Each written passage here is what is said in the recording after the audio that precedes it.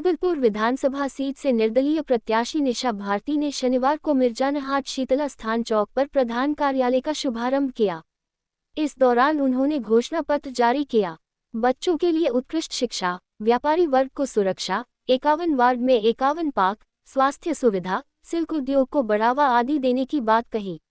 इस मौके पर अधिवक्ता कुमोद राय, ई Nandkishore Sah, doctor Om Prakash Poddar, Avinash Kumar, doctor Arvind Sah, Raman Sah, doctor Subhash Kumar, Madan Gopal, professor Arvind Poddar आदि उपस्थित थे।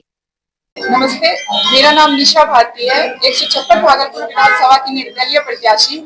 आज मैं आप लोग के सामने उपस्थित हुई हूँ। मेरा चुनाव चिन्ह आ चुका है। मेरा चुनाव चिन्ह है शेप छाप, क्रमांक संख्या 11 पे आपको मिलेगा। और आज हम यहाँ पे उपस्थित हुए हैं अपने कार्यालय के उद्घाटन के इसमें।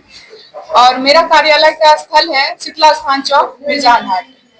आज मैं आप लोग के सामने भागलपुर के विकास का मैनिफेस्टो लेकर के आई हूँ। और मेरा जो मैनिफेस्टो है उसके अंतर्गत बच्चों के उत्कृष्ट शिक्षा की मैंने व्यवस्था रखी है। उसमें अभी जो देखने को मिल रहा है, स्कूलों की स्थिति जर्जर हो चुकी है। तो हमारे अनुसार स्कूलों में जो शिक्षा मिलनी चाहिए वो बच्चों को मिल नहीं रही है। तो स्कूलों में शिक्षा की व्यवस्था होगी, स्कूलों को स्मार्ट स्कूल के तहत लाया जाएगा। दूसरी है कि व्यापारी वर्ग के लिए सुरक्षा की व्यवस्था की जाएगी। उसके अंतर्गत व्यापार सुरक्षा आयोग का गठन किया जाएगा, जिसमें उसकी शिकायतें, व्यापारी वर्ग के जितने भी शिकायतें, उसमें तीव्र गति से उसका समाधान किया जाएगा। तीसरा है स्वास्थ्य सुरक्षा के लिए उचित प्रयास। हम लोग अक्सर देखते हैं कि यहाँ पे मेडिकल की सुविधा नहीं होने की वजह से लोग ज्यादातर बिहार से बाहर जाते हैं, या तो जलपाईगुड़ी जाए, कलकत्ता जाए, या और भी कई दूसरे शहर को जाना पड़ता है।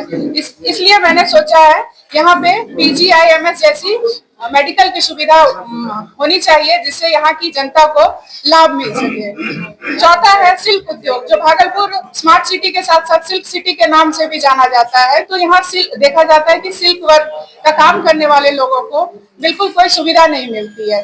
तो मेरे मैनिफेस्टो में ये भी है कि उनके उद्योग को बढ़ावा देने के लिए एक अच्छे प्लेटफॉर्म, उचित प्लेटफॉर्म की व्यवस्था की जाएगी। साथ ही स्टेशन पे उनके लिए एक सिल्क मॉल की व्यवस्था की जाएगी, जहां सिल्क उद्योग का कारोबार करने वाले लोगों को उचित स्थान मिले, उचित मूल्य मिले और एक सम्मान मिले। और यहाँ पे देखा गया है बच्चों के लिए मतलब पार्क की व्यवस्था नहीं हो पा रही है, जिससे बच्चे आजकल घरों में रहने को मजबूर है, मोबाइल को यूज करने के लिए मतलब प्रेरित हो रहा है। तो बच्चों के लिए ये होगा, यहाँ चूंकि भागलपुर में 51 वार्ड है, 51 वार्ड में मेरे मैनिफेस्टो में है कि 51 मनोरंजन पार्क की व्यवस्था की जाएगी, ताकि बच्चे वहाँ पे जाएं, शाम में 1-2 घंटे बिताएं और उनके मानसिक विकास का वहाँ पे उनको प्रावधान मिले। उनके खेलने की सुविधा वहाँ पे होगी, वहाँ पे उनके मनोरंजन के उपकरण और मौजूद होंगे, जिससे बच्चे आनंदित होंगे और उनका मानसिक विकास होगा। इसके साथ नली, गली, सड़क, इन सब की बेहतर सुविधाएं की जाएगी। और इसके साथ यहाँ पे जो भी विकास का मतलब भागलपुर के समग्र विकास का व्यवस्था किया जाएगा।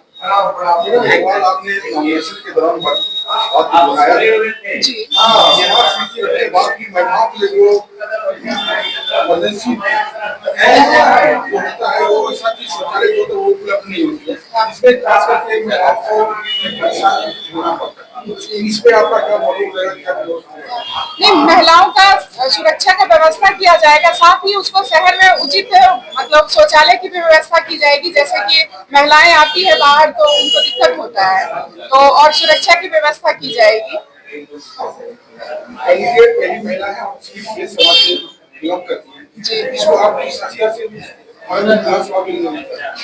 पहली बात तो मैं वैश्य वर्ग से पहली महिला कैंडिडेट बनी हुई है, मेरे लिए काफी गर्व की बात है। मेरे समाज में कुछ लोगों को मेरे ऊपर भरोसा है और मैं उनके भरोसे को बिल्कुल मतलब परिपूर्ण करूंगी, उनके भरोसे को टूटने नहीं दूंगी। और भागलपुर के विकास का जो मेरे पास विजन है, उस विजन को मैं बिल्कुल जनता के बीच लाऊंगी और जनता को उसमें विकास दिखेगा। लड़ाई वैसे किसी से नहीं है, मैं अपनी मेहनत कर रही हूँ, जनता चुनेगी उसमें से। लड़ाई और वैसी कोई बात नहीं है। जनता को जो पसंद आएगा, जिनके व्यू पसंद आएंगे, जिनका मैनिफेस्टो पसंद आएगा, जनता को जिसको समझ में आएगा कि नहीं ये मेरे क्षेत्र का विकास कर सकते हैं या कर सकती है, जनता उनको चुनेगी। हम लोग अपना अपना काम कर रहे हैं, अपनी मेहनत कर रहे हैं, जनता के बीच जा रहे हैं और अपने विचार को जनता के तक पहुंचा रहे हैं।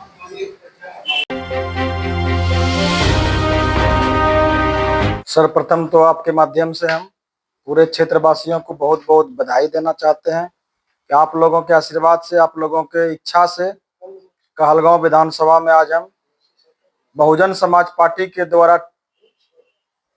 इलेक्शन लड़ रहे हैं। और हम लोग चाहते हैं, आपके माध्यम से बताना चाहते हैं कि आप लोग धन बल को पीछे छोड़ते हुए एक संकल्पित व्यक्ति जो आपके सेवा में रात दिन लगा रहता है, उसको बहुमत देकर विजयी बनाने का प्रयास करें। बिल्कुल बचेगा, बहुत कुछ बचेगा। लोकतंत्र में धन बल का कोई स्थान नहीं है। एक मामूली आदमी, जिसको हम लोग अपने भाषा में गरीब बोलते हैं, उसका भी वोट और एक अरबपति खरबपति उसका भी वोट, दोनों का कीमत बराबर है। अगर हमारे ऊपर कोई धन बल के द्वारा शासन करना चाहता है तो उसको अभी ही नकारना होगा। अगर नहीं नकार पाइएगा, कहने का मतलब वो तो है ही, पहले मतदान फिर जलपान, लेकिन मत भी उसी को देना है जो समाज के लिए काम करे। ऐसा नहीं कि टिकट खरीद के आ गया है और धन का दुरुपयोग करके आपका मत प्राप्त कर ले और समाज को फिर बाद में पूछने के लिए भी तैयार नहीं हो। समाज का समस्या हल वो क्या करेगा? वो तो अपने पैसे से पॉकेट भरने का काम करेगा, जो आज तक होते आया है। पहली बात तो भाजपा पार्टी जो है वो सर्वजन हिताय सर्वजन सुखाय के नियम पर चलती है। इसका अर्थ यही है, इसमें भाजपा पार्टी में सभी लोग समाहित हो सकते हैं। खास वर्गों की पार्टी ये नहीं है। ये सभी के सुख और सभी के दुख का और सभी का सुख का बात करती है, सभी के हित का बात करती है। और हम लोग भी उसी मंशा से चलते हैं। हम लोग जो अभी अपने जीवन में अंबेडकर को पढ़े हैं, अंबेडकर विचार विभाग से पीएचडी मैंने किया है, उनका जो पढ़ा है, लोकतंत्र को जिंदा रखने के लिए धन की आवश्यकता नहीं होती है, एक संकल्प की आवश्यकता होती है। देखिए, लड़ने का तो हर 5 साल में चुनाव होते आए, तो लड़ना तो जो भी लड़े इच्छा है। लेकिन हमने अपने कहलगांव क्षेत्र में बहुत सारे खामियों को देखा, और कहलगांव में नहीं, सभी जगह है। ऐसा नहीं कहलगांव में खाली, सभी जगह है, कुछ ज्यादा और कम। और उस खामी को दूर करने के लिए हम लोग युवा वर्ग आगे आना चाहते हैं। बहुत सारे खामियां हैं कहलगांव में। आप देखिए, सबसे गहरा संकट एनटीपीसी के राख से उत्पन्न हो रहा है। वहाँ के जनजीवन को अस्त व्यस्त कर दिया है। आप जब जाइएगा, आप ममलखा से आगे जब बढ़िएगा, और आज तो रोड यहाँ तक बन रहा, तो यहाँ तक भी प्रभाव उसका आ चुका है। लेकिन सालों भर आप घोगा बाजार से लेकर कहलगांव के शहर के इर्द गिर्द, आप अगर अनजान आदमी है तो आप 2 घंटा से अधिक समय नहीं व्यतीत कर पाइएगा। वहाँ जो वहाँ रह रहा है उसके लिए तो आदी हो चुके हैं, लेकिन उनका आयु घट चुका है। वो डस्ट जो सांस के द्वारा अंदर जा रहा है, उसका आयु घट चुका है। हम लोग ऐसा अनुभव करते हैं, तो वो उसका एक सफल निदान करना होगा। और उसका मैं बहुत कुछ सोच के रखा हूं। अगर हमें मैंडेट मिलती है, अगर हम चुनाव जीतते हैं, तो उस पर बहुत बढ़िया काम करने का प्रयास करेंगे और इस जरूर निजात दिलाएंगे, डस्ट से निजात निश्चित दिलाएंगे। देखिए, गंगा के किनारे तो कहलगांव जरूर बसा हुआ है, लेकिन कटाव वहां नहीं हो रहा है। कटाव नाथनगर इलाके में होता है, लेकिन गंगा के बाढ़ से प्रभावित जरूर कहलगांव विधानसभा है। आप देख सकते हैं, गोराडीह प्रखंड, कहलगांव के कुछ भागों में भी पानी का था। अभी कुछ माह पहले भी पानी आया था और बहुत फसल बर्बाद हो चुका। तो यह तो प्रवाह होता है, उसके लिए गंगा में पानी इधर नहीं। बिल्कुल दे सकते हैं, अगर मौका मिलेगा तो बहुत अच्छा काम करेंगे और विगत 50 साल का रिकॉर्ड, 40 साल का रिकॉर्ड तोड़ के दिखाएंगे। बिल्कुल आवाज उठाएंगे, क्योंकि वो तो हम लोग अपने स्तर से आवाज उठाएंगे, लेकिन वो बड़े लेवल का है, वो केंद्र सरकार कर सकते हैं, लेकिन हम लोग आवाज उठाने में कहीं कमी नहीं करेंगे। विक्रमशिला का महत्व बहुत ज्यादा है। अगर यहाँ का डेवलप किया जाए तो ये समझिए कि एक पर्यटन स्थल के रूप में भी विकसित हो सकता है। इनका ख्याति दूर दूर तक फैला हुआ है। अगर इनको विकास किया जाएगा तो बहुत सफल होंगे और यहाँ का आमदनी जरिया भी बढ़ेगा।